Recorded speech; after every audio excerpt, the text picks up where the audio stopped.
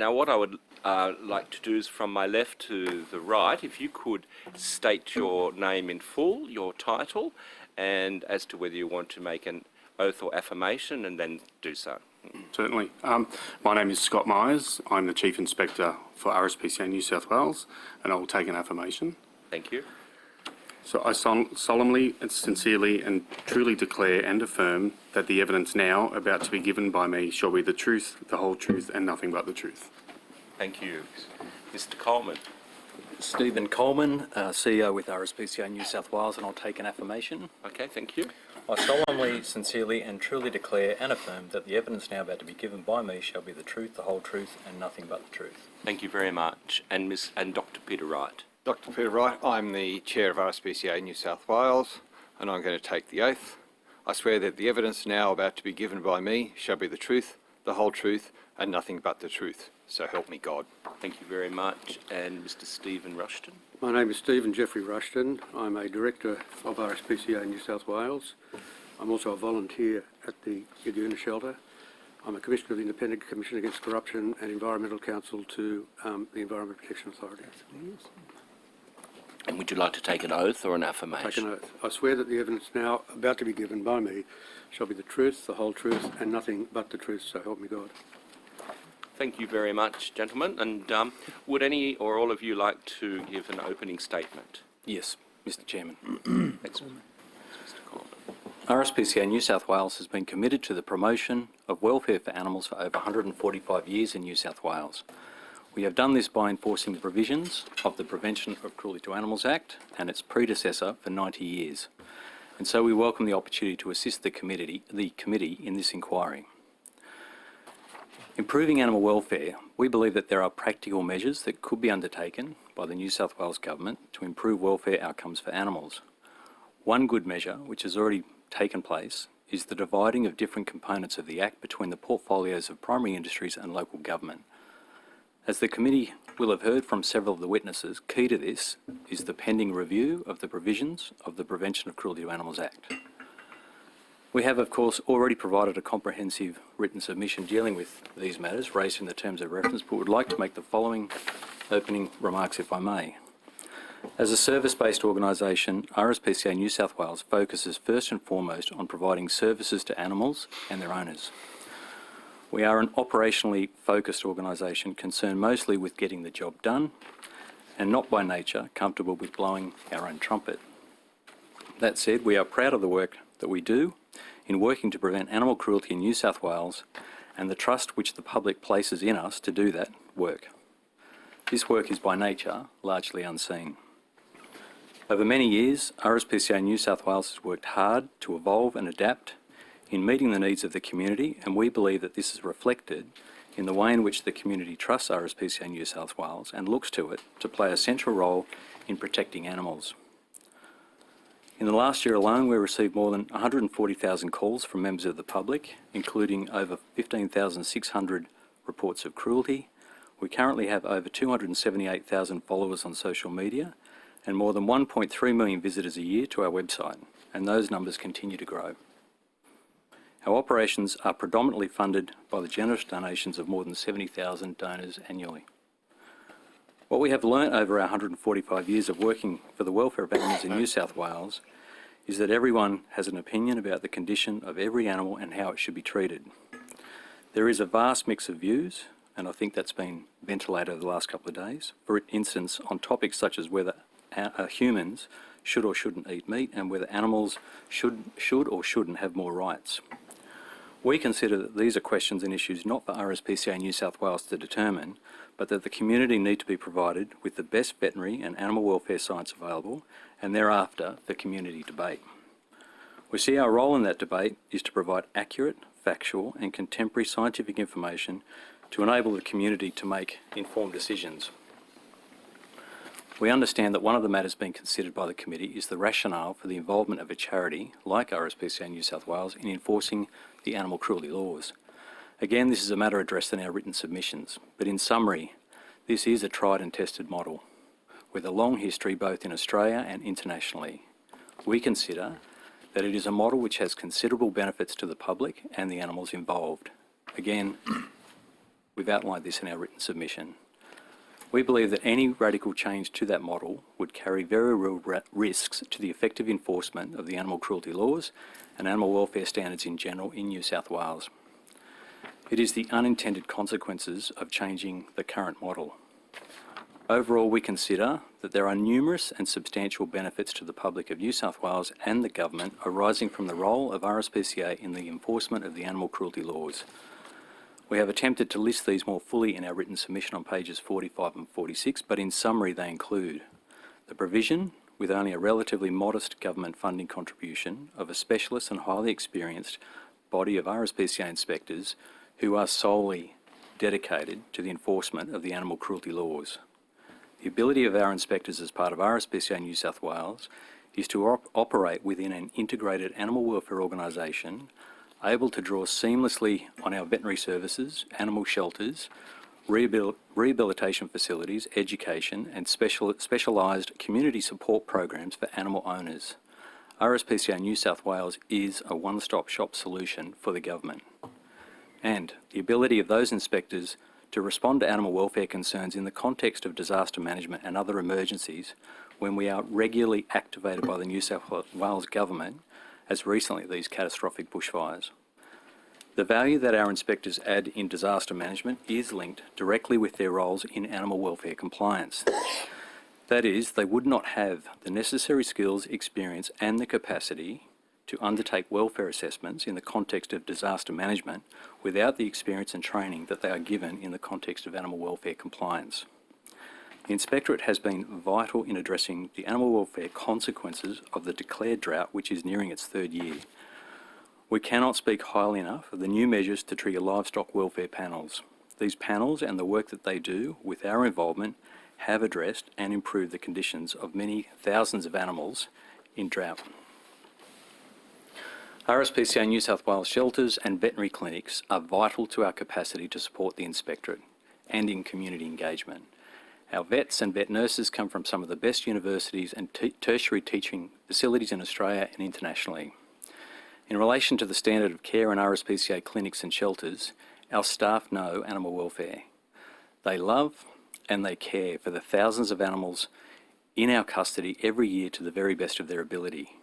I see the communication on a daily basis from staff within our shelters and hospitals celebrating adoptions from around the state when some of these animals have been with the RSPCA for weeks and sometimes months and longer and have finally found their new homes. RSPCA New South Wales staff are supported by 26 volunteer branches right around the state. And this spirit of volunteerism has never been more important than during emerging critical incidents including drought, fire and flood. As an open admission sheltering organisation, we are often the last resort for many animals, and in particular, dogs that are difficult to rehome due to their breed specificity and/or their behavioural and medical challenges. There is no coincidence that our shelters are full of staffies and large cross-bred Mastiff dogs and the like. As we look forward, particularly in relation to amendments to POCTA, whilst our organisation has adapted and evolved over the decades in applying best practice, ongoing reform to the Prevention of Cruelty to Animals Act has simply not kept pace with community expectations. It is this which we believe underlies growing concern in the community about the effectiveness or lack thereof of animal welfare enforcement in New South Wales. Much has changed in the more than 40 years since the Act was passed, not least community expectations as to minimum standards of animal welfare and the penalties which are appropriate for breaches of those standards. We believe that these changes should be reflected in legislative reform. RSPCA New South Wales has been engaged in the sentencing reform process with government since December 2017. In the interim, that process has been subsumed into the wider POCTA reforms. RSPCA New South Wales met with the government for the first time in this process 4 days after this inquiry was announced. At that meeting, we prioritised, number one, the need to take an evidence-based approach to the animals protected by the Act. This includes the need to carefully consider and debate the issues of sentience. As several witnesses have no doubt pointed out, the Act is called the Prevention of Cruelty to Animals Act, but offence provisions generally require proof beyond reasonable doubt of the completion of an act of cruelty. We would suggest that the Act's capacity to prevent cruelty in those circumstances is limited. Therefore, a start could be to address the inadequacies of dealing with companion animals and their psychological impacts and needs. And Mr. Chairman, if I could share a photo with members at the conclusion of opening, just to illustrate that issue. Number two, another issue RSPCA New South Wales has sought to have considered relates to orders available to the court at the conclusion of local court prosecutions.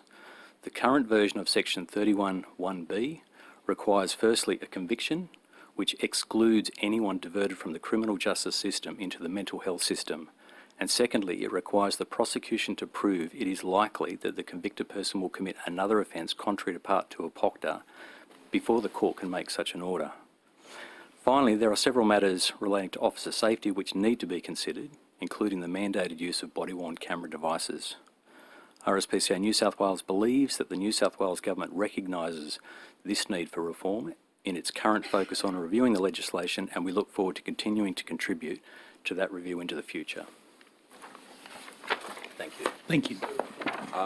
Thank you, Mr. Coleman. And would you be willing to table that statement? As you said, it contains some extra material from the submission. And there was a photograph that you wanted to show us? Can I pass that around, Mr. Chairman? Sure. Or we'll have the Secretariat will distribute it. Thank you.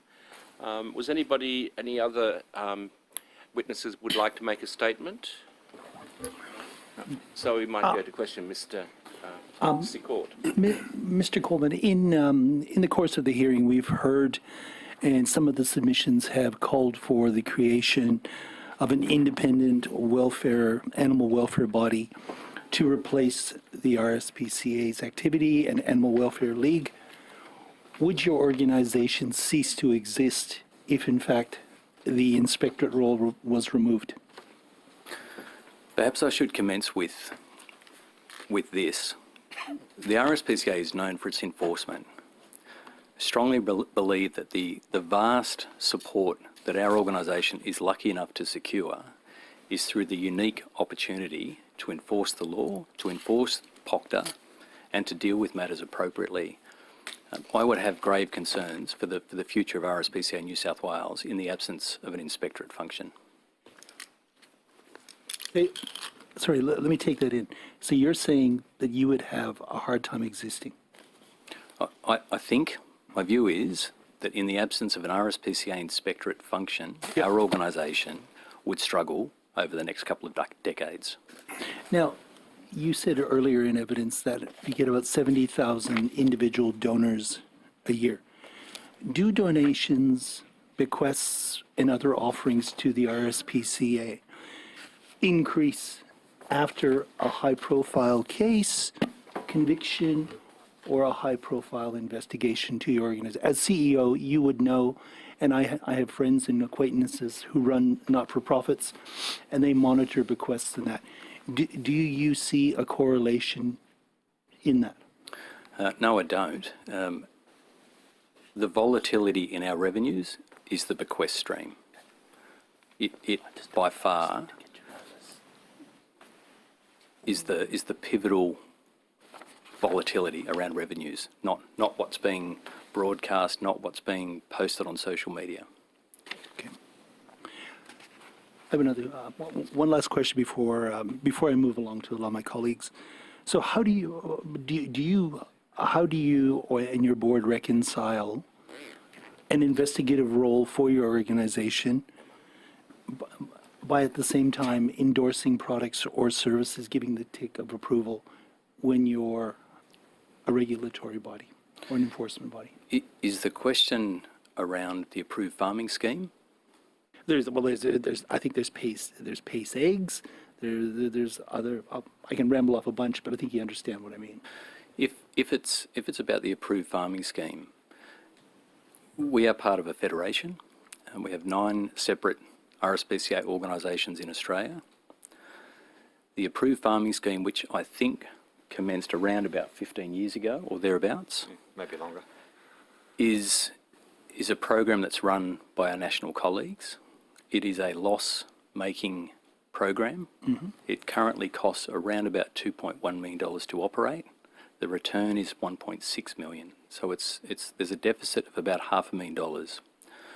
When it comes to issues that relate to producers that may or may not form part of that approved farming scheme in New South Wales, we will, by process, make contact with our national colleagues and ask the question if that particular location and or producer is part of the scheme, and if it's determined that they are part of that scheme, RSPCA New South Wales will not investigate it. It's referred to either the police or the Animal Welfare League. Is that a documented internal process? It Mr. is. Coleman? But but at the basis of that, there is a recognition then that you would not be able to pursue or follow up a matter because you've endorsed or given the tick of approval to something. That is actually recognizing that in fact there is a conflict. Correct. And the only way to mitigate that currently is to refer it. It's to not have the conflict. Thank you. Miss Abigail Boyd. No, No, you don't. Okay. Miss Hurst. I'll come back to me. Thanks. Thank you for coming in I today. can ask some more, I don't mind. On page 36 of your submission, you outline the inspections conducted on animal trades in 2018-2019. And from the animal agriculture industry, it says you inspected 1 poultry farm and 1 dairy farm. Given there are approximately 15,000 animal agriculture operations in New South Wales, do you consider that to be an acceptable level of oversight to be able to protect the animals used in these industries? If it's a question around the level of resourcing, I'm compelled to say that we're under-resourced. I think it would be both naive and illogical for any organisation to say that they're satisfactorily resourced. And I guess, and that's something that's come up a lot in this inquiry. A lot of the complaints were around the fact that there's no random inspections of animal agriculture facilities, given that there's so many of them. Another aspect that came up was around safety of the inspectors, given that there may only be 1 inspector for a very large area. And we actually heard yesterday from the DPI that often they require 2 officers to attend from the DPI. Because we also heard a lot of evidence about the issue of violence towards animals also meaning violence towards humans. And I know that this is almost a question of how long is a piece of string, but how many inspectors would you see ideally you would need in New South Wales, to be able to at least say that you feel like you can adequately monitor the situations with animals? Thank you. First and foremost, it's not a case that we don't do random or unannounced inspections. They do occur. Do they occur enough in the eyes of the community? We would agree. It doesn't. I think the police have 20,000 odd police across New South Wales or thereabouts. It's to your issue around how long is a piece of string. As I sit here today, if I said 200 inspectors could adequately cover both complaints that are reactive and complaints that are proactive, I will guarantee you in 12 months from that point in time, we will need more than 200. But would you say, from where you are now, that at least if you were funded for 200, that you could do a much more thorough job of animal protection in this state? It's a logical conclusion. The more enforcement officers would obviously equate to more opportunities to properly deal with, or sorry, I shouldn't say that, to proactively enforce the Act. Okay. You do acknowledge in your submission that you could do with more funding from government. Can you give us a little bit more information about what your ideal situation or thoughts are there? It's a conflicting question in that, on the one hand, whoever is the primary funder of an organisation to enforce, you could argue, is conflicted, depending on where that funding source is derived from.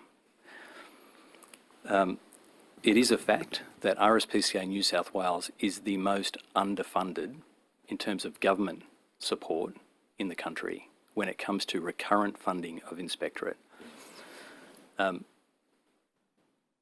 I have agonised over this issue of our grant. I have agonised over the issue of independence. And I think I've ventilated this in different quarters over the years, that there's an argument that we should receive no funding from government in order to be completely independent. Would that, though, cause problems then having control of a criminal act that's entirely funded by well, not entirely, but mostly funded by donations and then partly funded by a business model? And given that that would be the only criminal act that would require that? Well, we haven't to date, touch wood, we haven't to date been unable to exercise a function through the inspectorate because of a budgetary issue.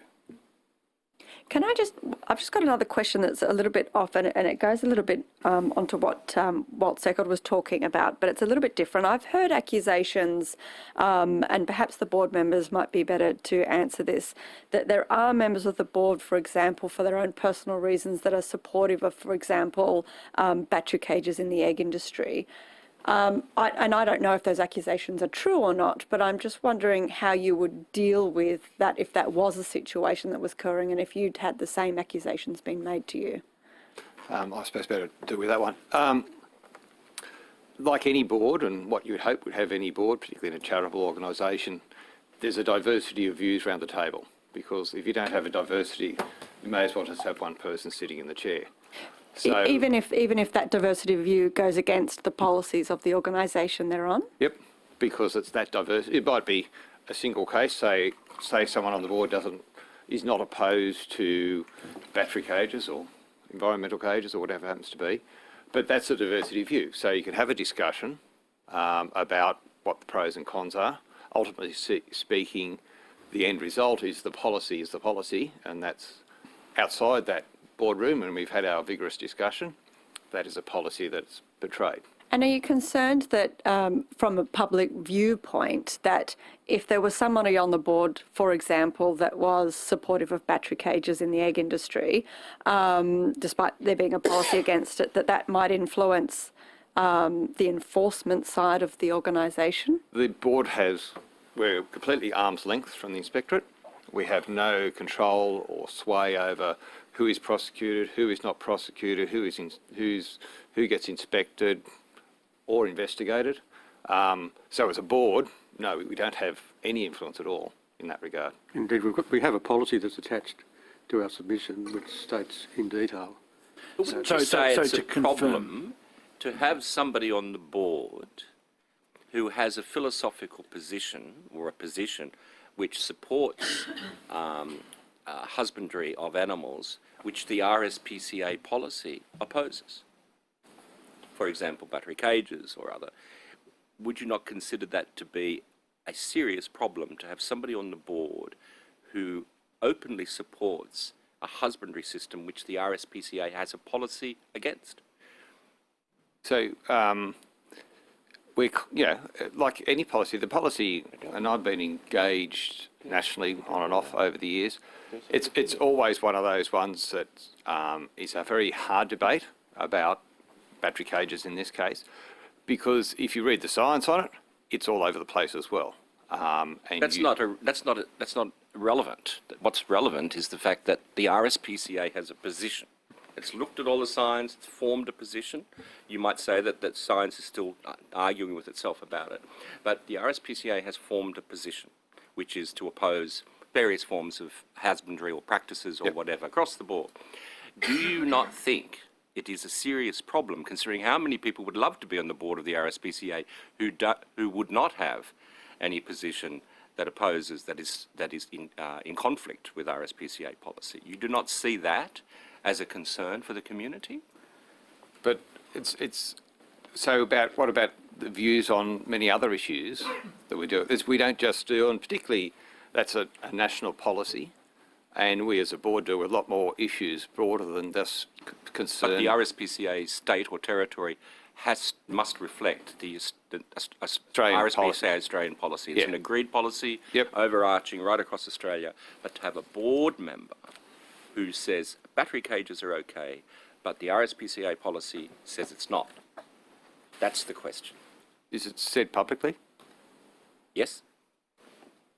Mr. Chairman, can I Point add? of order, Chair. I really think this is really straying outside the terms of reference. The organisation, the RSPCA, has answered the question, and I think you're just continuing down the same That's right. I'm line. just about to move on to Mr. Benaziac. Can I just follow on something that's directly related from Honourable Emma Hurst? Have you finished? No, that's fine. Yes, And Senator. it's regarding the board. You know, in some submissions over the last 2 days, we've heard that board members, or the accusation has been made, at least within this committee, and in submissions that board members were involved in investigations. Can you confirm or deny that board members are a part of the investigation process? Well, I can start with that, and we're on oath. It just does not happen. Can I just confirm with that? Sorry, the accusation was about board members being, was this a, Carefully. I don't think the accusation was about That's where the question should be investigations. left, probably. Okay, Yeah, yeah. I reckon that's where it should be left. So. Can I just ask a question about the board, just very quickly? Who elects the board, The membership. and who are the members? Sorry? Members who join our organisation There's pay an annual 6,000 plus fee. thereof. Yeah, right. Okay. And So I thought do you it was like- believe that, in terms of the board members that are members of the RSPCA, general members, is what you're saying, you would be able to get a good range of expertise from the members across many different fields of around animals, and you believe that's the correct approach and that has the worked? diversity of views is very important. Because we have heard, and the reason I ask is just for the official response from the organisation is because we have heard that anyone that is involved with the animal production or farming operations in submissions on and off over the last 2 days should not have any involvement on the RSPCA board, which person I have questioned, but I just wanted to and your view on that. Well, the expertise. personally, I'm a vet by trade. That's what I do. And I also have a farm, and I was brought up on a farm. So bringing farming knowledge to a board that's going to discuss policy about farming practices, some knowledge is obviously going to provide benefit to the debate. Okay. Can I just, sorry, one more question about the No, board. that's all right, Ms. Hurst, if you I continue. just wanted to just get your thoughts about accusations around, because it's this whole membership system to get the board elected, there's been accusations as well made that people will sort of stack the membership to get certain people onto the board. Do you have any sort That's of the response? ALP. That's the ALP. Order. Ms. Hurst. Question? No. Short answer. You don't believe that that's happening? No. Mr. Benaziac. Thank you. Turning the attention away from the board and to page 19 about inspectorate outgoings. Now, there's been a lot of submissions around funding and whether you're funded enough, and even an assertion that the inspectorate is a burden to the RSPCA in some respects. And I struggle to reconcile with that fact when you're talking about a $6 million expenditure to comparing it to a $50 million operating budget, which is quoted quite regularly. But obviously this is not a full detailed balance sheet, so we can't interrogate it fully. But can you talk to us about the training of the inspectorate? What does that look like? Because there's been some accusations and concerns that some of the inspectors walk into industries or situations that they're not fully across. And therefore we would question how can they assess an animal welfare issue that they're not fully across in terms of what good animal practice looks like in that area. So talk to us about training. What does it look like in the inspectorate? Is it annually based? Is there a level of currency that they have to maintain over a 12-month period? I'm just giving you some guiding points. Is it structured? What does it look like? Yeah, I can answer that. More probably in the last 12 to 18 months, we've actually rewritten our whole training program around inspectors and onboarding inspectors. So we do, from the initial recruitment process, obviously we recruit for certain skill sets and experience with our inspectors. From there on, we do a lot of in-house training around legislation, around notebook requirements, all of those sort of day-to-day things we require them to be across. The training program pretty much runs now for around 3 months before an inspector is actually out on the road investigating complaints themselves. We obviously have a lot of experienced inspectors with different species of animals, livestock people, the whole lot. So we try and match up new inspectors with those to gain experience as well. When we receive our complaints, if, for instance, if it's in a particular area and it's, say, about cattle, and the inspector that's in that area doesn't have, as much experience as somebody else, we'll bring somebody else in to assist them on that job as well. Apart from that, we do yearly training as well. We do batons and handcuffs training, which is an accreditation. We do a lot of verbal tactics, which is giving our inspectors skills to be able to identify issues and de-escalate situations. And that's all around our officer safety training as well. So that's done yearly, and it's something we continue to do. Okay. Now, I imagine a lot of that is either done in a train the trainer model, because looking at your figures, that only works out to be about $1,500 spent on training per inspector, which, when you put it like that, seems quite low. When you're giving us the details of how comprehensive the training is, I'm assuming a lot of it's done online in their own time, like a lot of departments are going towards these days, because the cost per inspector is reasonably quite low. Yeah, our external training that we do, which is with an external company, it's a company that's in Victoria and Queensland and New South Wales.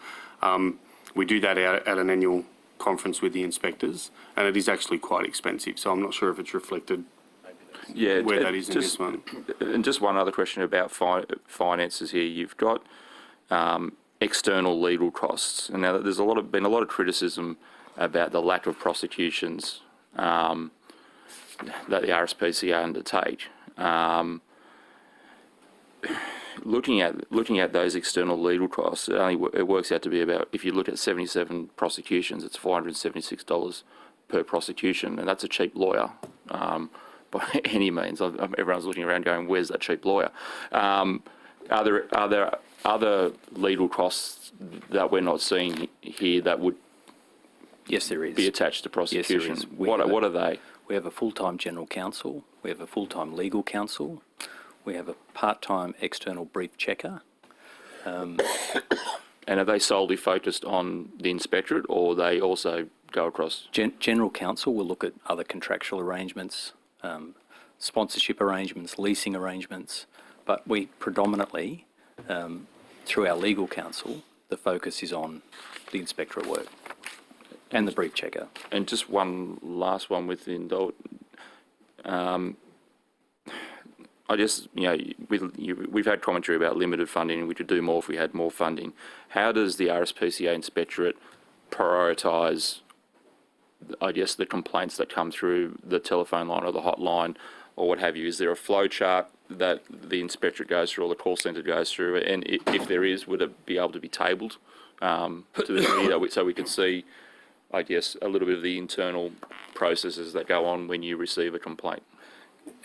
I'll let our Chief Inspector respond as well, but can I take that on notice, because there is a flow chart, particularly for our contact centre, and the way that those complaints are triaged. And then, of course, there's components within the inspector's standard operating procedures that deal with how they're prioritised. Is there anything more to add? No, that's correct. Thank you. Just firstly, you may have been here and heard the prior witnesses talking about the history of the Act and of animal cruelty crimes and the RSPCA, and referring to the fact of the RSPCA being responsible for enforcing animal welfare crimes or animal cruelty crimes as a historical anachronism.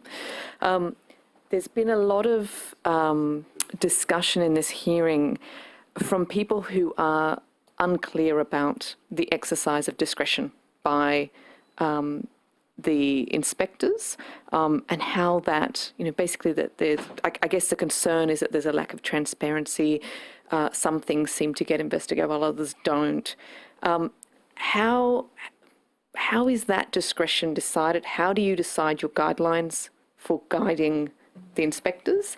And what happens when inspectors don't abide by those guidelines? Fundamentally, the inspectors perform their duties consistent with the standard operating procedures that have been dealt with very deeply and very carefully over a long period of time. If there's a deviation from a standard operating procedure, then simply there's disciplinary actions that can apply. And who creates the standard operating procedure? Where's that come from? Does it get approved by the board? It's a combination. Obviously, we need the practical input into how they can practically operate. We also have legal advice around that aspect. We also have some expertise on the board that deal with risk management. There's a number of contributing inputs, if you like, into those SOPs. And I should point out too that once those SOPs are finalised, they don't sit on a shelf. They're a dynamic document and they need to be for very good reason. Is the government or any government agency involved in the formation or approval of those sorts of guidelines? Police? In the last round? Yeah, I think it was the police certainly had looked at them and gave advice on them as well. And I think they were also shared with DPI. So from the perspective, again, looking at the operations of the RSPCA, inspectors being accountable to the organisational structure, to the board, you have just under 6,000 members. So you are, in turn, accountable to those members. They elect you and re-elect you.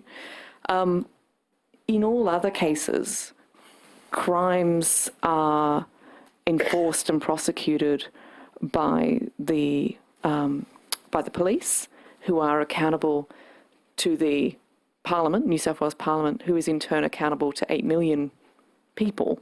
Can you understand the criticism that by having this kind of external body that has 6,000 members holding it accountable, it is an anachronism compared to the rest of crimes in New South Wales? Can I answer that in part? To say it's unique is really to state the obvious.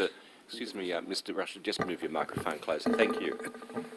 It's a given that it's unique, but the real issue, and perhaps the only issue, in fact the sole issue, is whether it provides a better outcome for the victims of animal cruelty. One of the problems is, I suppose, that the conventional criminal law is, I'll say, ill-equipped to address animal cruelty of these voiceless victims. To have a highly trained body of specialist inspectors where the only priority is their welfare, and who can draw on the resources of RSPCA New South Wales as they progress, is a critical component in the delivery of better welfare outcomes, we say. And I mean no disrespect when I say it would be utterly irresponsible to fragment the existing model unless satisfied that the welfare of those animals would not be enhanced by an alternative. And I mean, you'd have to be satisfied that the alternative would in fact enhance welfare outcomes. This unique model has existed for years, as Steve has pointed out, and for very good reason. Would you be opposed to an oversight or an accountability mechanism on top of your existing structure? Well, I think mention was made of having a body similar to the select committee that oversees ICAC. And I can say from personal experience that that works very, very well. We have a very open relationship in that environment with Parliament, and I'm sure, personally, I think there'd be no problem whatever. Because that would enable that accountability link then Absolutely. back to Parliament and the Absolutely. state as a whole. Yeah. Ms. Boyd, can I add to that currently, which has been the practice for some years now, Section 34B of the Act requires us to provide a very detailed report of our activity, our inspectorate activities, to DPI by the third month of the end of the financial year. That report is quite detailed, and I would actually have no doubt answers a lot of the issues that have arisen over the last couple of days through various witnesses. Right now, that's an obligation under the Act which we fulfil, but from our perspective, we would have no problems with that being publicly available. So tabled in Parliament. In terms of any additional scrutiny, the information is already being developed and finalised year on year. We're already doing it. The bottleneck, if you like, in its current form, is that it's not further released beyond that with which DPI is charged with the responsibility to manage. And that's not a criticism, that's just the way the Act currently exists. Could I ask just one final question? Just before, and I may have misheard, when we're talking about those RSPCA-approved sites or facilities or companies, did I hear that you hand that inspection or that prosecution over to someone else rather than investigating yourselves? Correct. So to AWL or the police? We heard earlier from the AWL that they don't deal with livestock, and we heard from the police that they don't have the expertise to deal with livestock. Do you think that by handing over those cases, perhaps some of them are kind of falling between the cracks because there's no one left? From memory, I think there may have been 2 over the last few years. They're not complaints that we receive frequently and fact check with our national colleagues to determine if they're part of the scheme or not. I don't know that I'm in a position to respond to that because that would be a question for the AWL or the police. Do you know where those 2 cases were referred to, if it went to AWL or the police? I think one was in northern New South Wales and I can't remember the other. Could you take that on notice and provide more detail for that information? Sure. Mr. Yeah, Meyers. just to know what happened in those cases and where. Sure. Thanks. Now I'm just going to go to Mr. Amato, then Mr. Veach, then Mr. Faraway and Mason Cox. Mr. Amato? Yeah, thank you all gentlemen for being here today. I was looking up the RSPCA. It was founded in 1873 here in New South Wales, so it's been around for a long, long time. What's interesting here says it was an organisation created by the community and driven by strong community support. What's interesting the last couple of days that there's been a lot of negativity in regards to, I guess, the conduct of the RSPCA and the heavy hands of the RSPCA. You were saying you've got about 6,000 members. Do those members still contribute in some ways into how the RSPCA runs? The answer is yes, and it's done in a number of forms. One is financially, the second is volunteering, and thirdly, providing advice and views to our board. And the other thing, of course, we've got a large branch network as well, Yeah. which allows those members in country towns like Goulburn, for instance, to contribute into the organisation as well. Well, obviously the RSPCA wouldn't be around today if they weren't successful overall in doing the job that you guys do. I said, we heard of negativity, and obviously there'll be a lot of positive outcomes out there as well. Notice it's $1 million grant you get from the New South Wales government? No, not quite. It's $424,000 a year. Yep. That is earmarked for the inspectorate. The other grants come by way of different funding or grant applications. Yep. But it's fair to say that the government has also committed to funding the additional 5 inspectors, at least for this financial year. Okay, yeah. But again, I'll draw the committee to the comparison when we look at other RSPCAs around the country. We have the biggest enforcement team across the RSPCA Federation, and yet we are the least funded from a recurrent funding. And this federal grant, does that federal grant only go to the Australian RSPCA, the headquarters, so to speak? Or does that filter down to the New South Wales sector? No, it doesn't. It doesn't filter down. Yeah, okay, all right. But to your point around negativity, members, animal welfare work is really tough. It's really tough. And it's tough because there's a lot of opinions, there's a lot of views, there's a lot of emotion, Yep. and it's 24/7, 7 days a week, 365 days a year. I listen to and speak with our staff, our volunteers, and it is really tough to continue to prop those people up and support them when their intention every day is to go out and help animals. So when I hear the negativity, I have to cop it because people are entitled to share a view, just as much as the RSPCA is.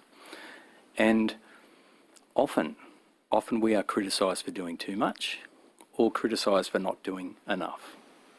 Now, this might sound flippant. It's not intended to sound flippant.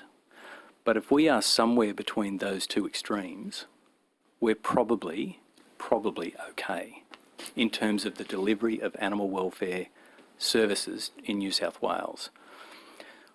In my opening remarks, I talked about we're not an organisation culturally that's big on patting our backs or telling everyone how good we are.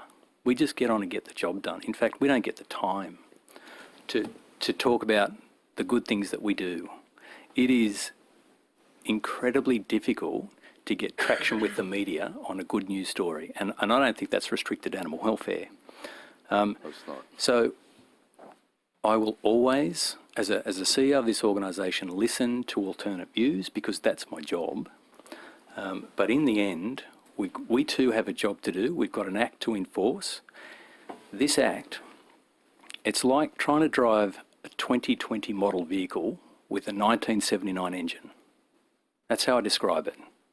So for... That beg the question, are you up to the job? If you're having to counsel, support, look after all the inspectorate and others who are having to do, and I agree with you, it's an extremely difficult area to work in. But if all that has to go into upholding the morale and the positiveness, is that something that the RSPCA really wants to continue to do in order to be able to meet the standard which is growing and getting higher for animal welfare from the community? Mr. Chair, the answer is, in short, yes. And we've been doing it for 145 years. 47. We're up to the job. In fact, this might be the opportunity, if I may, to talk to the very photo that's being distributed. I think we just need to move on to questions, and if we have time, we'll come back to the photo. Mr. Beach? I have a number of areas I want to explore, but the first one, and I'll try to be succinct, the first one is the funding for your organisation, Mr. Coleman. I'm trying to work out if there's an algorithm, a formula, a calculation that determines your annual allocation from the government for the inspectorate, or is it just a historical thing that sort of hasn't really kept up with even with CPI? So I guess what I'm asking is, can you maybe elaborate to the committee just how that funding is determined? I can't. I do not know, in all honesty, what $424,000 is supposed to represent. That is a historical... 15 years ago, it was half that. What I do know is that the reason that it was doubled is that we were running out of space at our head office and needed to relocate our head office to Sydney Olympic Park. And the government then, of the day, decided to double the grant to pay the lease at Sydney Olympic Park. How much lower is it than other states then, or than the average? Can I take you to, I think it's the last annexure, P? To the submission. In the submission, it's substantial, in short. So Substantially lower. sort of going from... Sorry. So leading from that question from Ms. Boyd, so is there a jurisdiction in Australia that actually has a calculation or a formula that funds their animal welfare agencies that we could look at as best practice or the better of all practices? In short, no. Not that I'm aware of. Okay. I'm happy for you to take that on notice. Well, before I do, perhaps the way to respond is that given the strength of our organisation and the support that without complacency we continue to receive from the public, one could argue that because there is such significant support, there is no need to go to government for additional. That's one argument. The second is that subject to the capacity and the skill sets and the abilities of the different RSPCAs around the country, I know that there are some that have struggled to raise the funds to do what they need to do. Our colleagues at RSPCA Tasmania, as one argument, I think they're 100% funded by the government in Tasmania. Okay. But they don't have the population to raise funds within in comparison to other states. Can I just confirm that I understand you're able to get a lot of donations from the public, but it's just still not enough to be able to put on enough inspectors to be able to even with the amount of good fundraising that you are doing? Like, I suppose from a board perspective, we've still got to balance the budget. We've still got to be, still want to be there in 147 years. Well, you actually have an obligation under the Corporations Act because you're a company limited by guarantee. Yeah, so obviously, and so therefore we have to budget, and we have to work within our budget and within our reserves to, ensure we could allocate 50% or 100% of our budget to the inspectorate.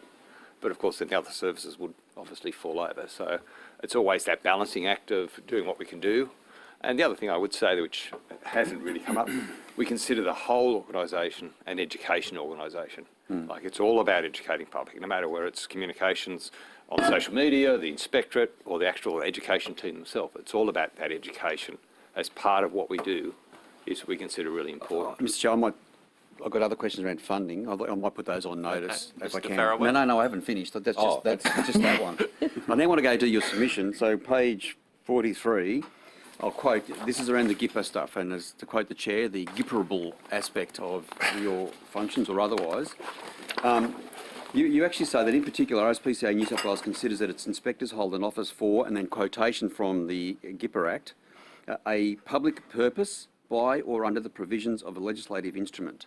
End of quote. So I gather from that you, Mr. Coleman, expect that your organisation does fall within the Government Information Public Access Act. Correct. For the purposes of accessing information. How do you see that work? Is that, the bit I want to get is that where people can actually lodge the request to you, or is it via a third-party process whereby, I put in a GIPA request to the Minister for Agriculture, who then seeks information from you? I would have thought the former. Okay. Can you explain then how? So do you receive many requests for information? Not to my knowledge.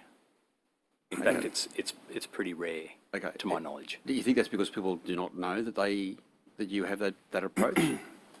I'm not sure, Mr. Beach, why people form that view. Okay. So would it need strengthening? In what sense? So that people do have the opportunity to access information via the GIPA? We consider ourselves susceptible to GIPA, and on that basis would respond accordingly. Okay. Yeah, and if there's any doubt about it, it would be simple legislative amendment. Which Okay, so would be controversial. Which is where I'm going to, if I can, because that's the next step, is the parliamentary scrutiny process. And as time's gone by, I'm firming in my view that I think is something that we should explore as a committee. So I guess what I want to hear from you is, do you support the parliamentary process that has been articulated over the last couple of days? And if so, why? But also, what do you foresee as maybe potential problems for that, seeing you are a charitable institution? It's not exactly at the moment exactly the same as, say, the ICAC arrangements. It's been, I have to say, from my perspective, frustrating listening to some of the evidence over the last couple of days, because opening ourselves up to additional scrutiny is not a barrier for RSPCA New South Wales. As I said before, we prepare a very detailed report on our inspectorate activities and have done for years. If that became the subject of additional scrutiny outside of DPI, you won't be hearing from us in terms of being objectionable to that process. Okay, thank you. And my last question, a lot of questioning, relates to the statute of limitations. Mr. Coleman, has there been, this has been explored a little bit, has there been any instances where the RSPCA has been thwarted or encountered the statute as an impediment to undertaking an investigation or a prosecution? I think the short answer is yes. There are circumstances that come to our notice that are either on the cusp of that 12-month statute period or slightly over. So the short answer would be yes. And so here's your opportunity. Would you advocate for a change to the statute of limitations for animal welfare? We would be open to a discussion around what that should look like. Yep. Do you have a view about the time frame that you would expect? Is it open-ended? Is it 3 years, 7 years? Can I take that on notice? You can take that on notice by all means. Thank you. That will inform the committee without a doubt. At this point in time, I've got a lot of others. Oh, sorry. Animals in research. What is the RSPCA's role when it comes to animals in research? We have a, I think it's a Category C member. I think that's right. On the Animal Research and Review Panel, so that's one Yep. mechanism of input.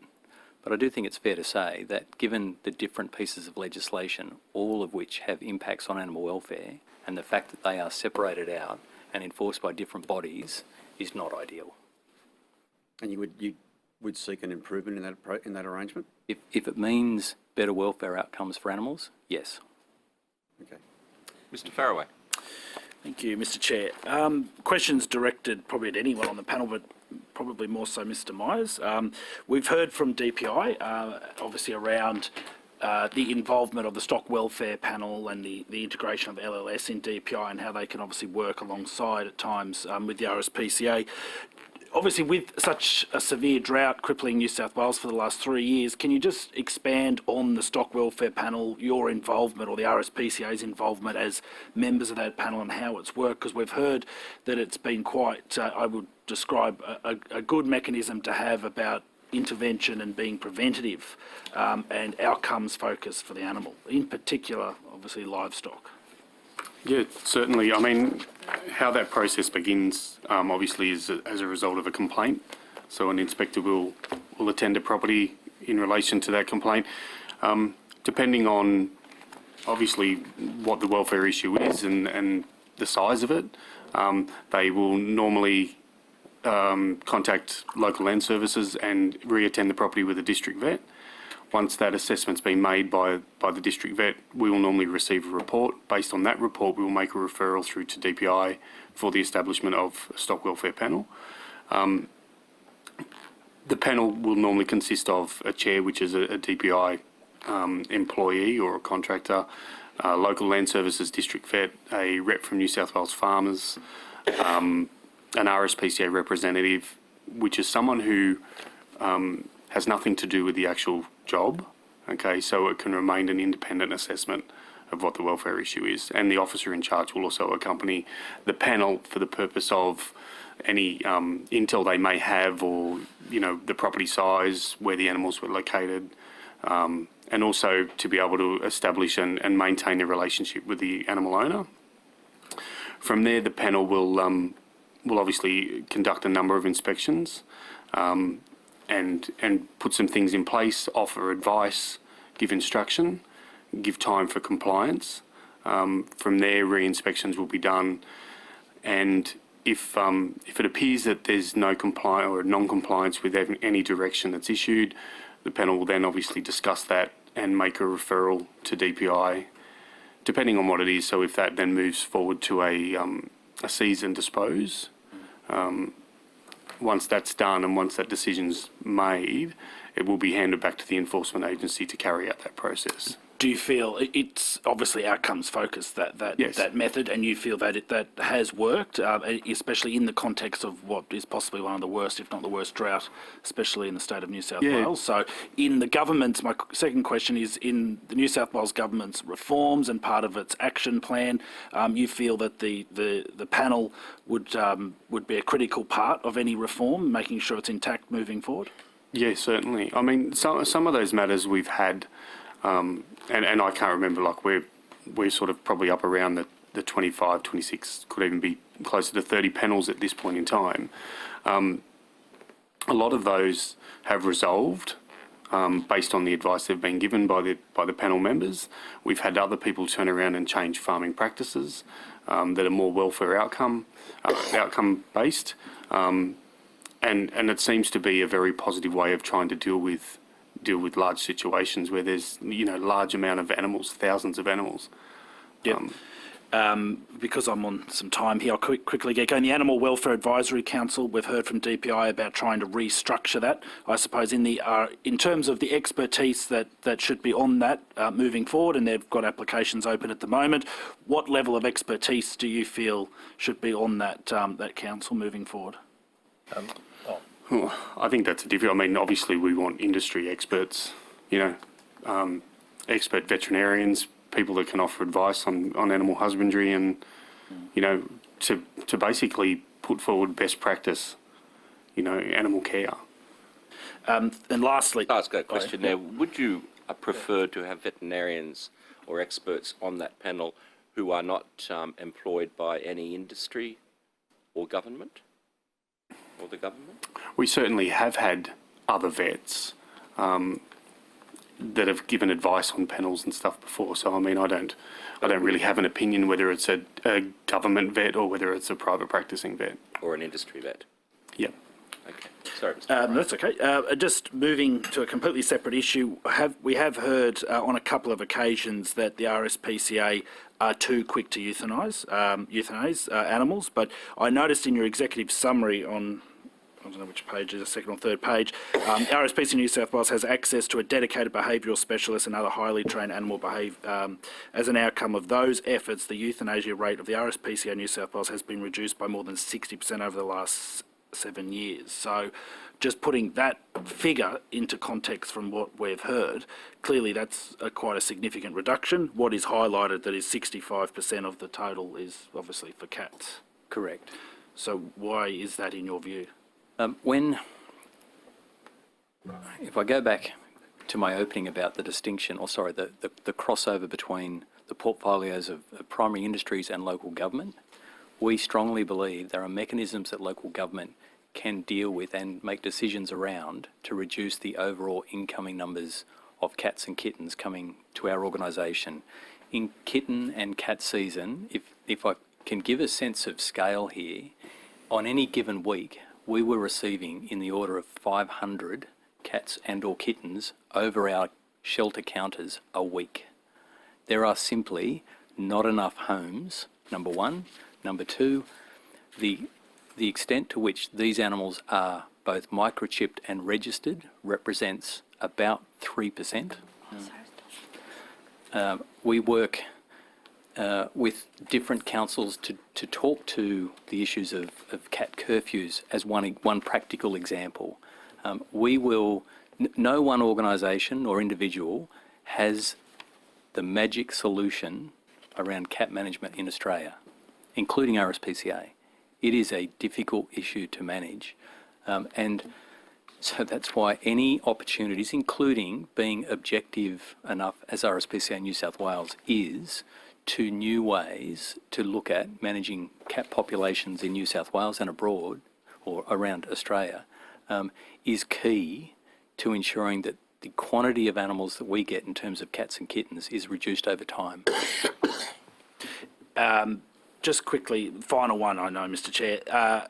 Do you feel in any government reform moving forward that DPI, LLS should play a greater role for farm production, farming operations, or in particular livestock? All I can say, Mr. Farraway, is that there's expertise that sits within those organisations that we rely on regularly. And so as the farming sector grows or contracts, and the resources through those agencies to assist with the welfare implications around that sector, if it grows or contracts, it is subject to standards and guidelines in effect, which just very quickly takes me to the other point around the approved farming scheme. If today people expect farmed animals to be farmed a certain way, and if the Act is 40 years old and doesn't keep pace with that, it's entirely reasonable, in my view, that organisations like RSPCA Australia would seek to consider programs to get standards higher than what's legally required. Perhaps if the Act was in a more contemporary form, perhaps the reliance on the RSPCA approved farming scheme going forward might be less.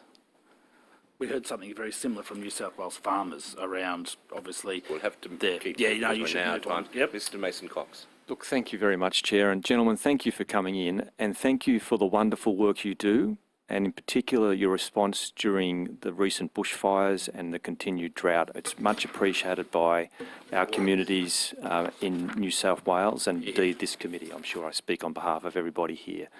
You do a wonderful job, and I want to put that on the record, because I think some of the evidence I've heard over the last 2 days has been in places pretty critical of you as an organisation.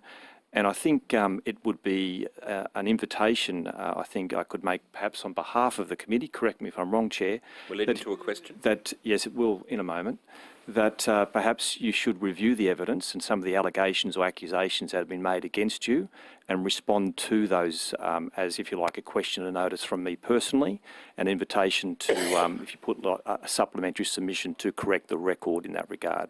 Thank you. Greatly So appreciated. you're willing to take that on notice and Yes. provide Thank such you. a response to it? Okay.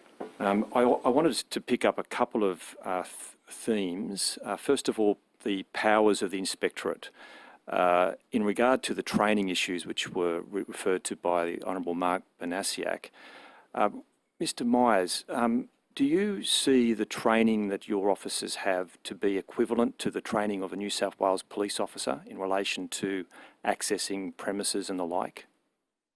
Certainly, the training around our legislation and power of inspectors, I think, is very thorough, and I think all of our inspectors know exactly what powers they have to be able to enter private property when they need to apply for search warrants, right through to seizing animals, the whole lot. And I think they're very confident in that regard. Do you receive any training from the New South Wales Police Force? No. In relation to the perceived conflict of interest, in regard to the operation of not only the welfare side of what you do, but then the, if you like, the investigation and prosecution side. In that regard, do you believe that you have the resources and the means and the training to do a job in relation to the investigation side of your role equivalent to the New South Wales Police Force? Yes, I do. Okay.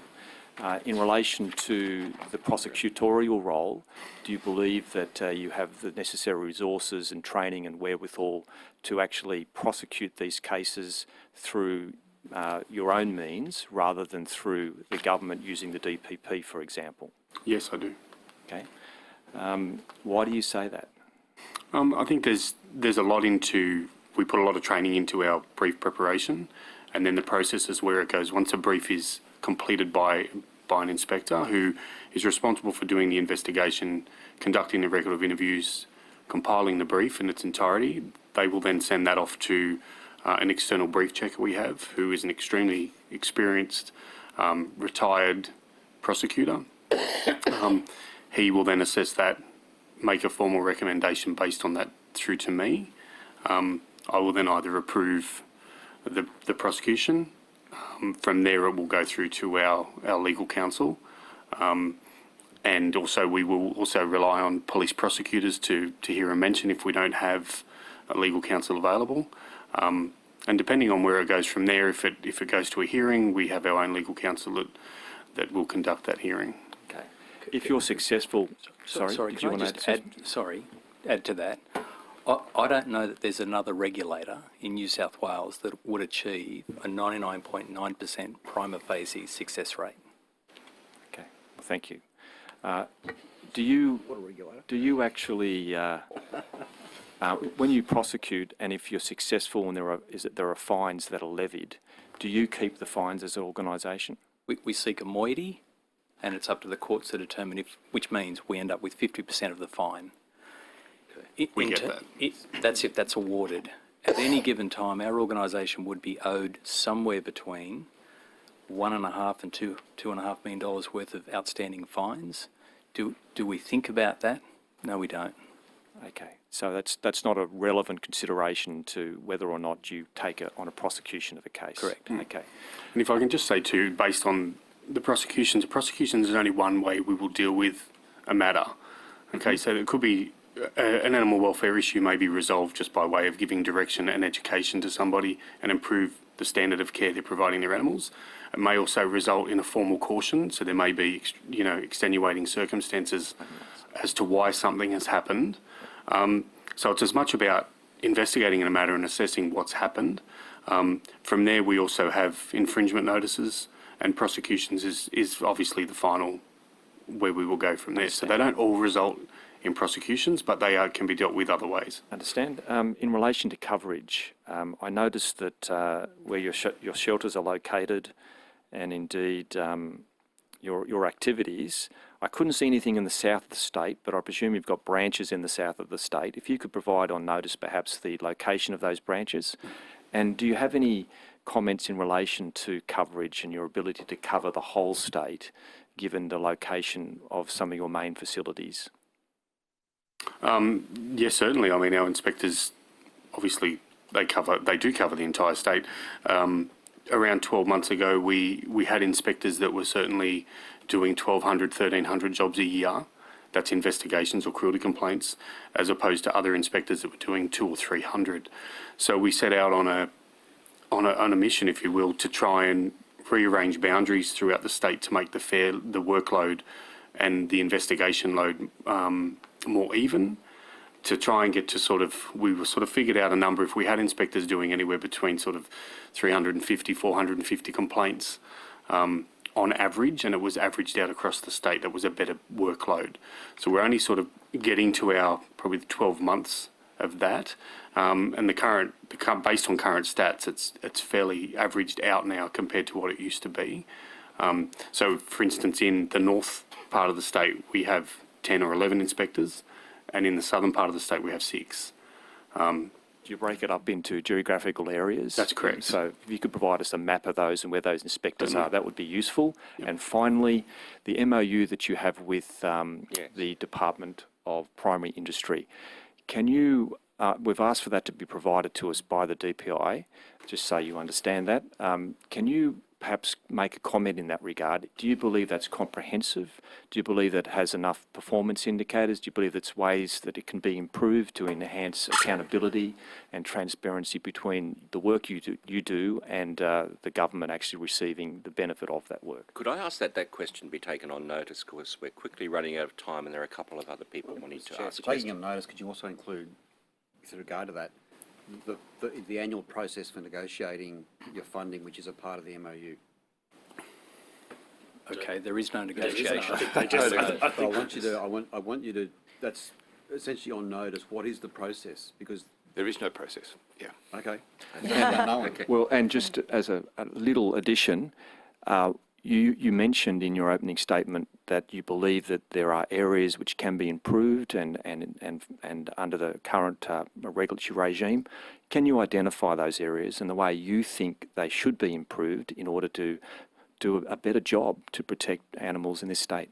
It's taken on notice. Yeah, thank you. Ms. Hurst? Mr. Coleman, I just want to go back quickly to something that you said before about receiving more funding from the government and that you were concerned about a loss of independence if you did that. Is that around concerns that the government of the day, whoever that would be, would threaten to remove that funding or would want to have input? Is there a reason why you feel, or is there incidences in the past that make you concerned that it would affect your independence? The short answer is yes. Mr. Rushton might have a view about funding arrangements. Yes, I do. We've talked in the abstract in a way, well, we haven't, but we've heard evidence that problems would be resolved if there was an independent office. My concern in relation to that is that... Sorry, no, just in your own independence, yeah. If you got more funding from government. Yeah, well, the answer is yes. Governments can be fickle. And that's one thing that the committee has to take into account when considering whether there is going to be a new independent office. Because in my experience, you can say it as an abstract, but in practice it's very dangerous.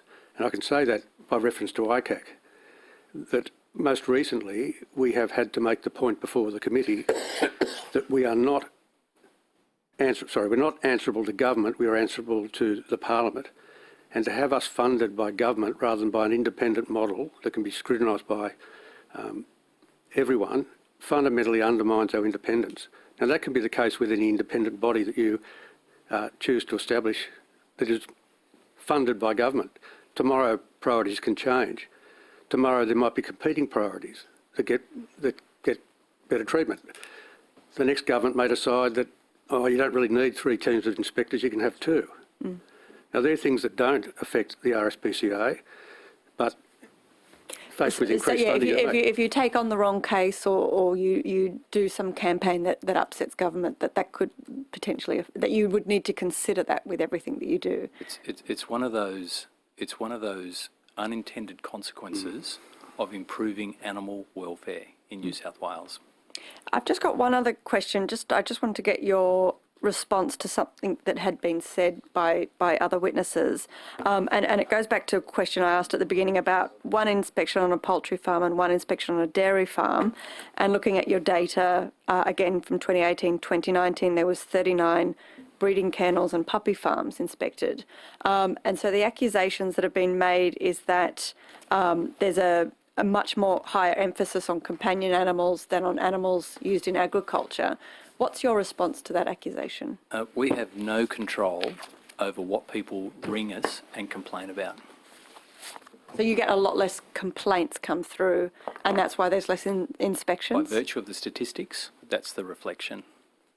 Thank you. Thank you, John. Chair? Yep. I'm sorry.